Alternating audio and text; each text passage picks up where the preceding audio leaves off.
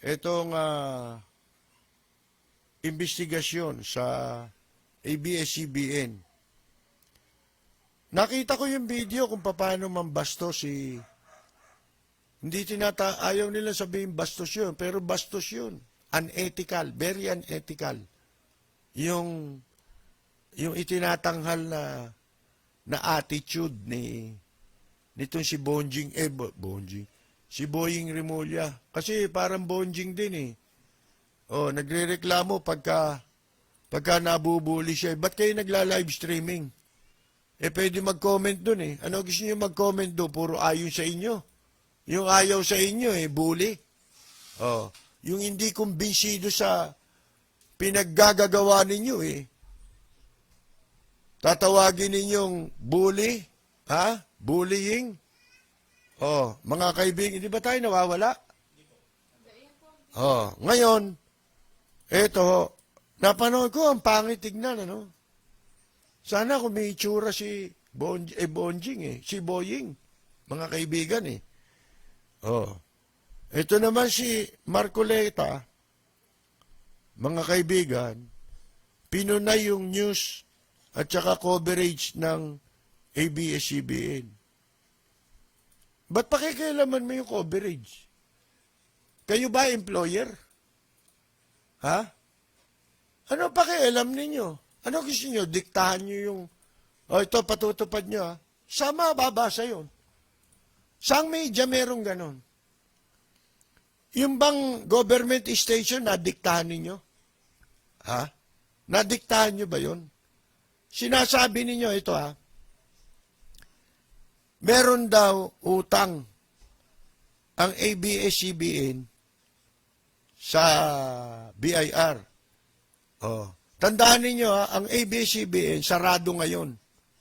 Bakit ito sinara yan? Dahil ba sa violation? Hindi. Baka nagkakamali kayo ng impresyon. Wala pa sila nakikitang violation. Kaya nakasara at ipinasara nila ang ABS-CBN dahil nag-expire yung prangkisa. At wala naman, mga kaibigan, na ibang istasyon na ganyan ang ginawa. Na nung ma-expire ang prangkisa, inisyuhan ng cease and desist order. Walang istasyon na ganun. Pinayagan nila makapag-operate lahat ng istasyon habang dinidinig ang prangkisa sa Kongreso. Eto lang yun kung tutuusin nyo, nasa na yung inimbestigahan nyo ba yung hindi nagbayad ng buwis? Yung isang, yung nasa government station nung panahon ni Wanda Teo? Nasaan yung pera? Pera nga ng gobyerno yung kinuha Binalik ba yun? Pinabalik nyo ba? Pera ng gobyerno yun. Ba't di nyo ipabalik? Ba't nandyan pa rin? Hindi ko maintindihan Hindi, sila mismo, yung ginagawa nila, hindi nila alam kung paano nilulusutan. Kaya ang ginagawa, dinadaan sa kunyari galit para mapagtakban yung kanilang kahihiyan. Akala nila hindi mahahalata ng tao yun.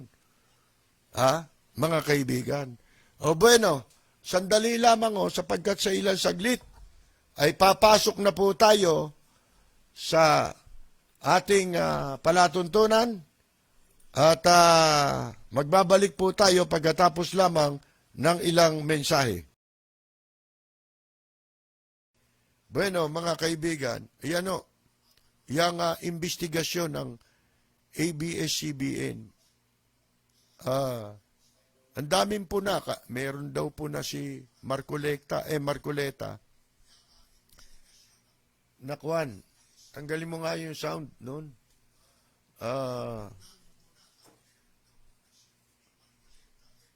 News coverage ng ABS-CBN pinuna. Ano pa kailam niya ron? Sa news coverage. Ano ibig mo sabihin? Kayo magtatakda kung papaano sila maghahatid ng pagbabalita At paano silang magko-cover ng mga istorya? Ganun ba yun? Kailan nangyari yun? Kaya makikita nyo, hindi seryoso ito eh. Mga kaibigan, hindi seryoso.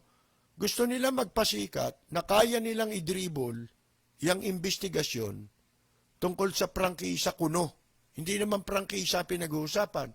Ang pinag-uusapan, katulad nun, news coverage. Ano kinalaman ng news coverage sa prangkisa?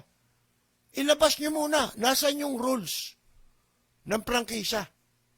Sige nga, ano ron sa mga nasasaad sa batas ng prangkisa ang sinasabi ninyong hindi dapat malabag na nilabag ng ABS-CBN. Hanggang ngayon wala kayong maipakita eh. Yung nag-iisa ninyong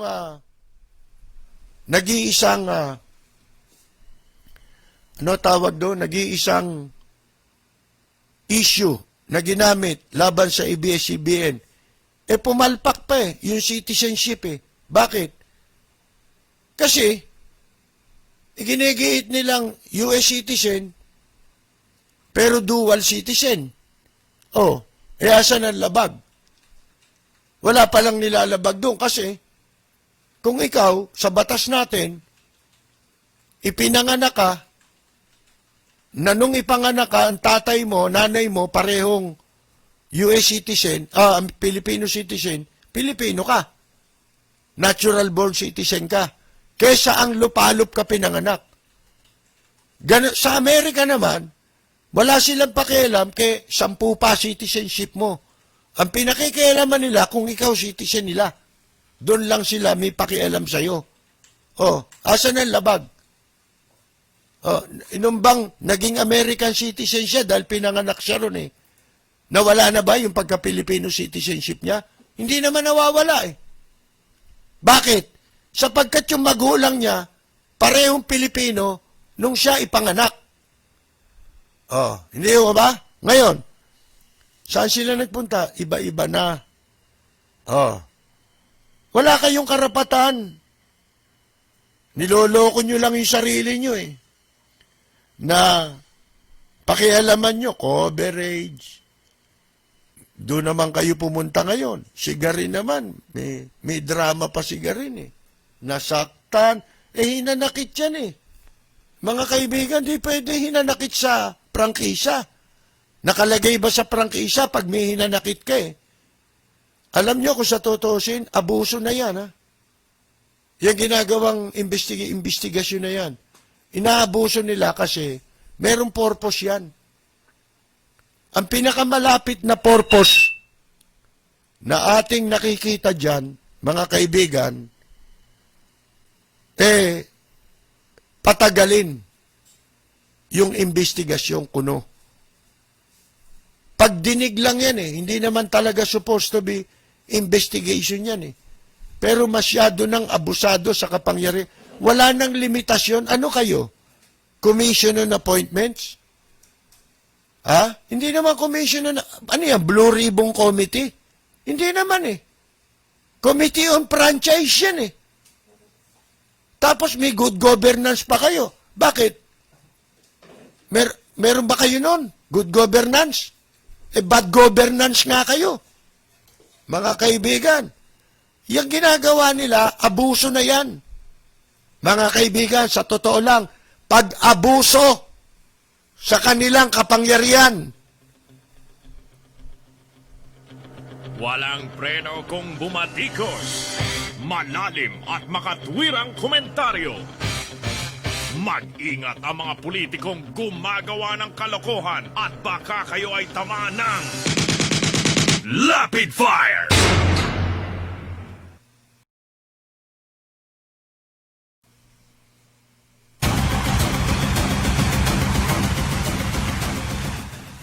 Eto pa, pinakikialaman din nila, mga kaibigan, yung pong programming. Ano pakialam nyo ron? Kayo ba, direktor? Di ba ganyan din yung ginagawa nila noon sa ang probinsyano, mga kaibigan? Ganyan din yun eh, sa ang probinsyano. Gusto nilang yung pakialaman, yung takbo ng istorya. Bakit? Nanonood ba kayo ng mga pelikulang western? Mga police stories? Mga kaibigan, European, mga police stories, tsaka American? Nanonood ba kayo niyan? Oh. Lahat ng istorya, nilalabas yan eh. Mga kaibigan eh. Katahang isip yan eh. Yun ang gusto maging takbo nung namumuhunan sa palabas eh. Bakit marunong pa kayo? Ngayon, kung gusto ninyong lumitaw na moralista kayo, at meron kayong sinasabing kalaswaan, hindi pa rin yan sa franchise. Ano yan? Dapat ninyong banatan dyan sa investigasyon ninyo, yung MTRCB, para saan yun? Hindi ba, sa mga nakaraan, merong mga gumawa ng paglabag, di ba? Tulad si Joey De Leon. Hindi ba pinarusahan ng MTRCB? Meron pang iba. Pagka gumawa ng lumagpas na doon sa kanilang dapat na gampanan sa pagtatanghal nila, nang babastos na sila, nang lalait na sila. Yun lang ba yung bakla dyan sa ABS-CBN eh. Wala pa rin kayong pakialam doon. Kaya nga nagtayo ng MTRCB. Para sila ang maging authority, mag-supervise sa mga ganyang klase ng programa, kung meron. Meron naman talaga minsan. Mga baboy na di ba? Kay Willie Rebillame lang lintik mga kaibigan di ba? Nagkaroon din ng problema nung araw yan. Sa ganyan, di ba? Sino ang opisina? Kaninong opisina? Sa MTRCB. May sakop niya. Bakit kayo nakikialam dyan? Kayo na lahat? Kayo na MTRCB, kayo na rin ang BIR. Buwagin na natin lahat. Itira na natin yung Congress. Walang preno kung bumatikos. Malalim at makatwirang komentaryo. Mag-ingat ang mga politikong gumagawa ng kalokohan at baka kayo ay tamaan ng Rapid Fire!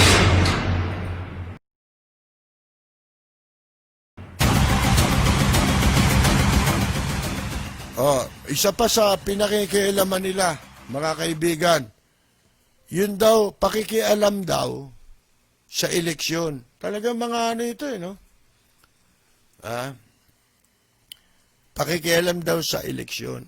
Ako, sa matagal na panahon, sinasabi ko na kung ano ang dapat na maging, hindi naman nila binabago yung election laws. Mga kaibigan, may batas yan doon sila mag-amyenda. Kung meron nakita nila masama na nagagawa ang mga himpilan ng radyo, telebisyon, nakikialam sa eleksyon, talaga makikialam sa eleksyon yan. Anong klaseng pakikialam? Ang bawal ba? May bawal ba nun? Anong klaseng pakikialam? Nasa batas. Sige nga. Ako nga nagpo-propose sa programa ko nagsasuggest sa programa ko ng mga possible na amendments sa legislation pertaining sa election code, mga kaibigan. Napapanahon na magkaroon ng revision yan. Pakikialam sa eleksyon. Nasabi nyo, ang unang-una ninyong dapat na banatan dyan, yung survey. Yan ang talagang walang dapat na maging papel sa eleksyon. Ang sabi nga natin, dapat ipagbawal yung survey. Ano ang dapat gawin? Kung hindi, halimbawa, yung isang himpilan, merong pinopromote na kandidato, gusto nila yun Ano magagawa mo?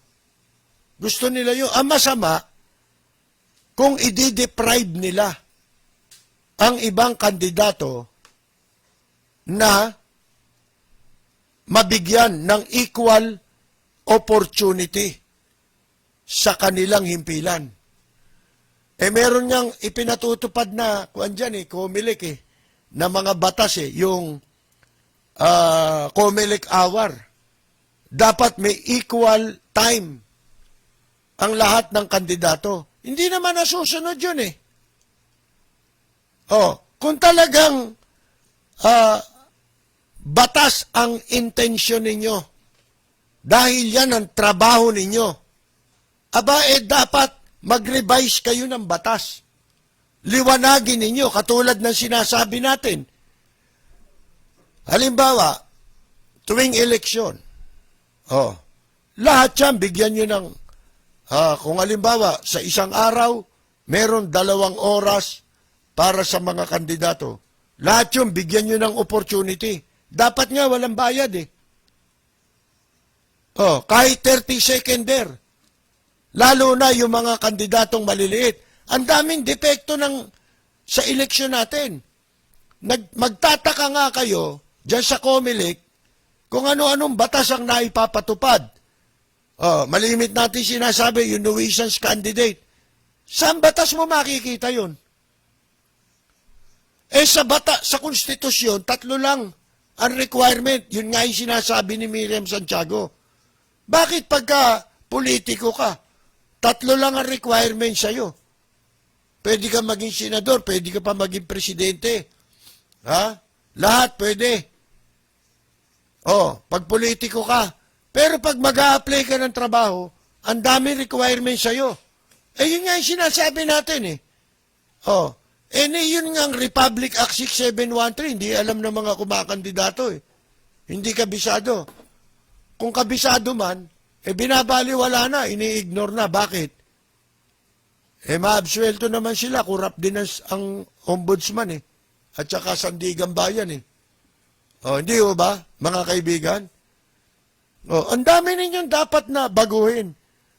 Ang totoong dapat na ang hindi dapat nakikialam sa eleksyon, yan survey. Dapat ipagbawal yung survey sa eleksyon. Pagsapit ng election period, kung 1 taon, bago ang susunod na eleksyon, dapat bawal ang paglalabas ng survey.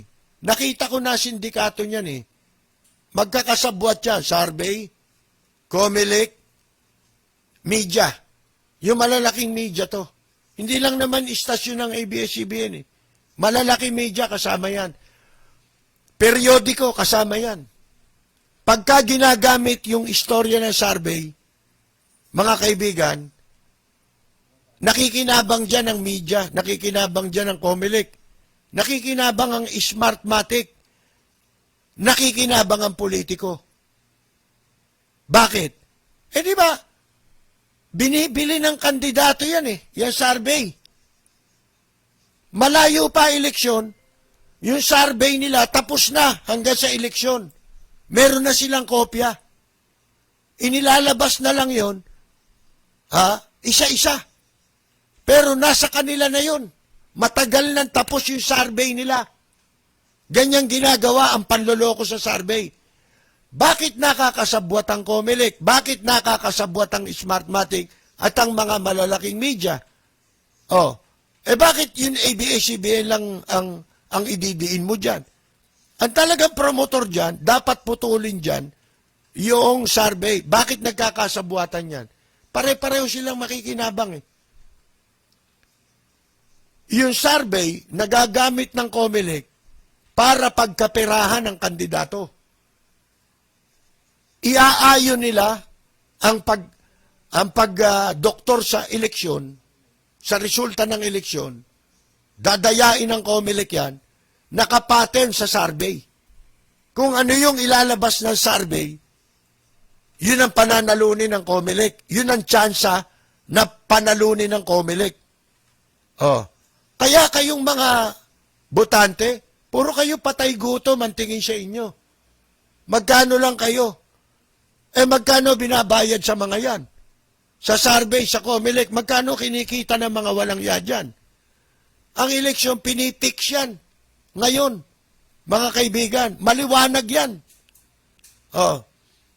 Yung mga nagpapasurvey na yan, ang purpose niyan, maging pattern ng resulta sa eleksyon. Oh, yun ang susundin para maging kapani-paniwala ang resulta ng eleksyon. Walang preno kung bumatikos. Malalim at makatwirang komentaryo. Mag-ingat ang mga politikong gumagawa ng kalokohan at baka kayo ay tamaan ng Lapid Fire! Lapid at sa mga listeners ngayon, binabati ko ang inyong programang Lapid Fire sa matapang at makatotohanang pagbabalita. Lagi po nating pakinggan ang programang Lapid Fire ni Kaperse Lapid. Ito po ang inyong katrupa at kaibigan, May Pacquiao. Maraming salamat po. Ito naman si Guarin, umepal. Oh, yun. Bumaliktad eh. Ha? Paano? Marami rin sigurong atraso. Si Ding Baxia, mga kaibigan. Nung una, galit na galit yung mga DDS dyan, di ba? Gusto nila ipako sa krus yan. Oh, ngayon, bakit hindi na nila binabanatan? Kakampi na eh. Yun yung sinasabi ko noon, na dapat hindi tayo nagbabase sa political color ng isang tao.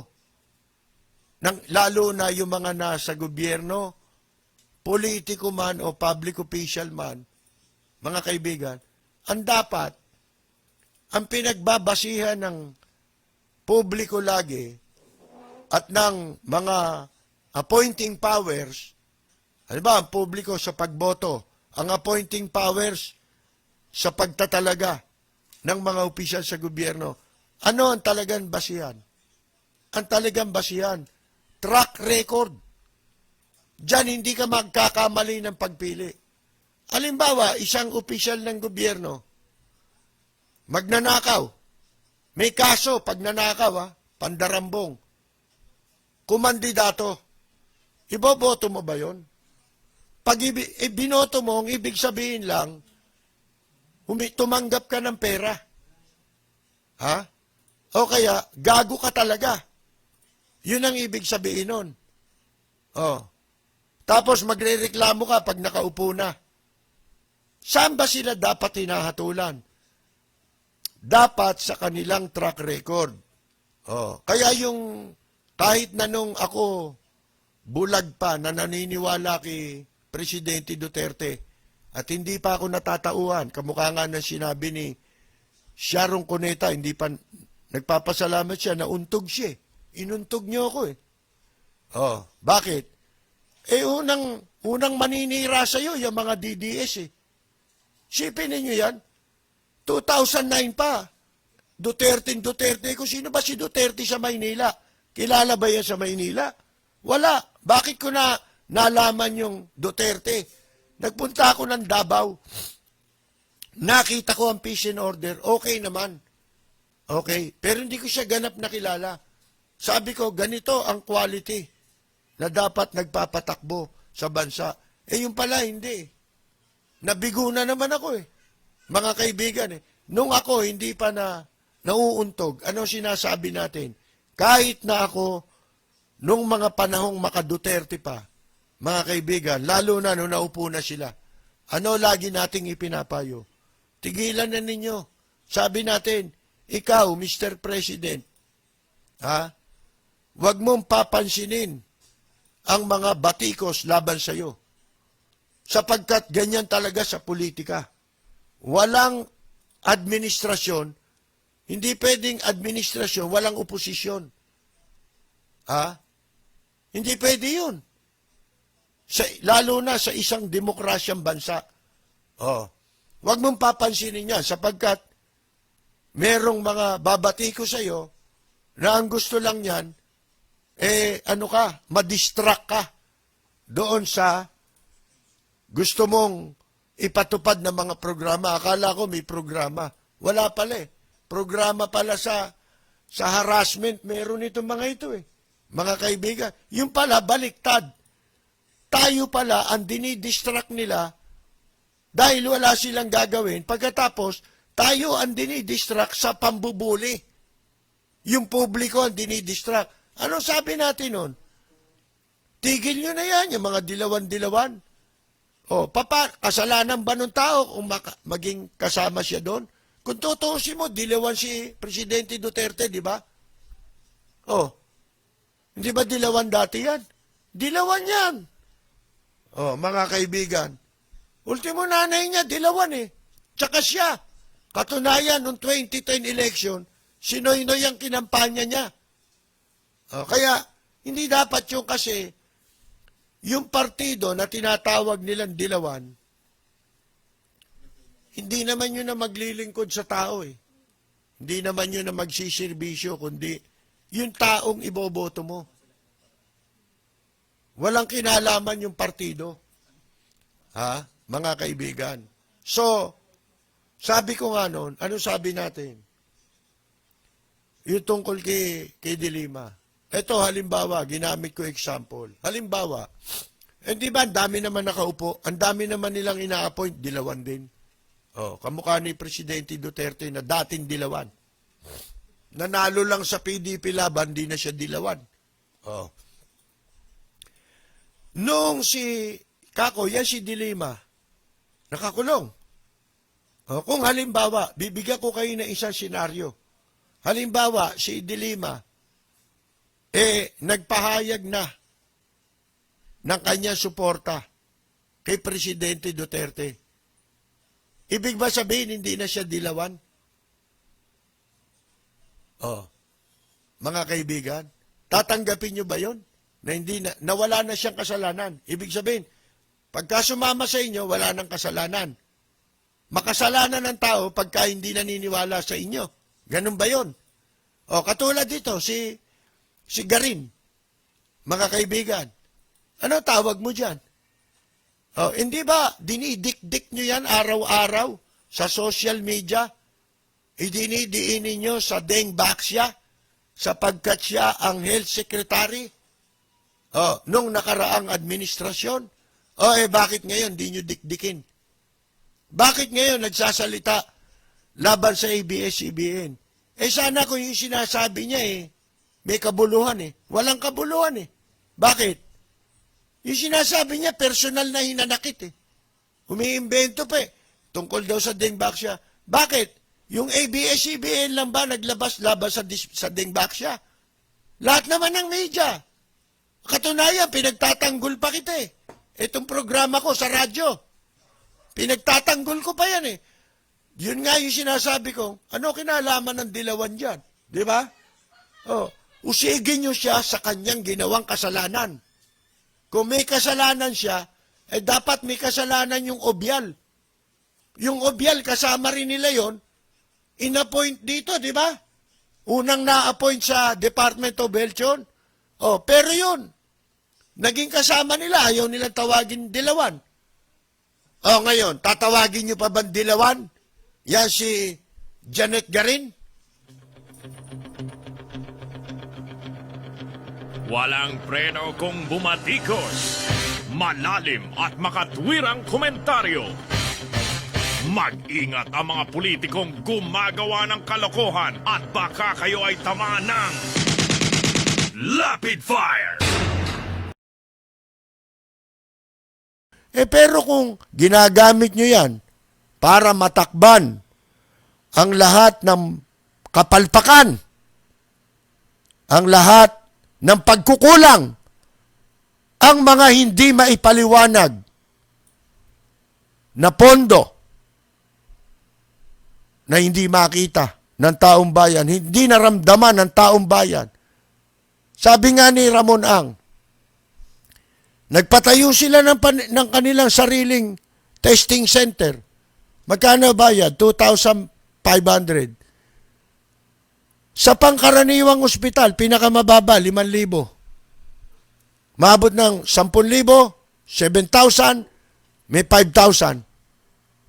Paano anyang makakapagpa-testing ang tao? Diba? Kung mahirap ka lang. Meron pa ngang malungkot na balita, di ba? Yung isang jeepney driver na naglakad mula Caloocan City hanggang sa East Avenue. Sa opisina yata ito ng LTO, LTFRB, na para makakuha ng ipinangakong ayuda. Pagdating niya ron, hindi siya nakakuha ng ayuda, hindi siya kasali, disqualified daw siya. Sipin nyo, nilakad niya yun. Namatay na nung isang araw, yung tao. Matanda na. Sipin ninyo, bago namatay ang tao, wala man lang na itulong ang gobyerno sa kanya. Mga kaibigan, kung paano ang dinadanas ng mga kababayan nating OFW sa ibang bansa, wala man lang na itulong ang gobyerno. Namamatay. Kapag ka wala nang makain, ay nagpapakuha ng dugo. Pararatangan pa na naglalasingan lang daw yon. Ginagamit lang daw ang pinagbentahan ng dugo sa pagbili ng alak. Gayong bawal ang alak sa Middle East, sa Saudi Arabia, specifically, mga kaibigan. At noon, ang balita, kaya may mga Pilipinong nakakabili ng alak. Ang nagpapasok ng alak, yung mga membro ng ating konsulada, ng foreign mission, ng embassy at saka ng consulate. Yung mga kasama yung mga polo. Sapagkat ang kanilang status ay diplomatic. Sila lang ang nakapagpapasok ng alak. At sila nagbubuyo sa mga Pilipino na maglasing para makinabang sila. Hindi bali mahuli ng pulis. Mga kaibigan, nung araw nagpapasugal pa yung mga hayop na yan. Nagdala pa ng mga mandaraya sa sugal. Idinayo nila ron. Tinulungan nila makapunta ron para linlangin ang mga OFW para ibuyo sa pagsusugal. Tapos lolokohin nung sila rin ang nagpapunta sa mga hustler sa sugal. Lahat ng kahayupang ginagawa sa foreign mission, lahat yan. Gaano karami nagugutom? Patay! Kung hindi pa nagalit ang hari ng Saudi Arabia, malalaman ba natin na 300 mahigit na kababayan natin ang patay doon? Ni wala nakakaalam kung ano dahilan. Nalaman na lang. Hinihiling nila, iuwi nyo na ang mga kababayan ninyo diyan sa Pilipinas. Di ba? Anong klaseng gobyerno ito? OWA? Napakawalang yan ang ginawa ng OWA. Dating nilang sinasabi na mahigit 700 milyong piso ang pondo ng OWA. Ngayon sinasabi, ubos na raw. Mauubos na raw. Ngayon July. 18 billion daw ang pondo. Ano? Sino nagnakaw niyan? Nasundan namin ang kasaysayan ng OWA simula sa panahon ni dating Pangulong Marcos hanggang ngayon. Sasabihin nyo, 18 billion. Eto na lang. Kwentahin ninyo. Ilan ang umalis na OFW simula nung magkaroon ng OWA? Simula nung pasimulan yan, ang pangungulekta sa OWA. Hanggang ngayon. Hindi ba may pag-aaral nga? Hindi pag-aaral, kundi report. Ayon mismo sa website ng Philippine Overseas Employment Administration, ito'y years ago nung binabanata natin yan. Alam nyo, may batas na nagbubuwag sa OWA, POEA. Yung Migrant Workers Act of 1995. Nalihim po yan, inamyendahan. Dapat matagal na sarado yung mga yan Wala na dapat binabayaran ang ating mga OFW.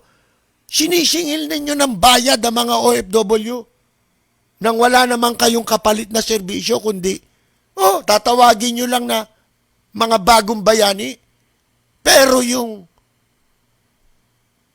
tamang serbisyo, wala. Katunayan, yung pera ng OWA, pera ng OFW yan. Walang karapatan ng gobyerno na waldasin yan. Trust fund yan. Katulad lang yan ang pera ng GSIS at ng SS. Ipinagkatiwala lang sa gobyerno yan.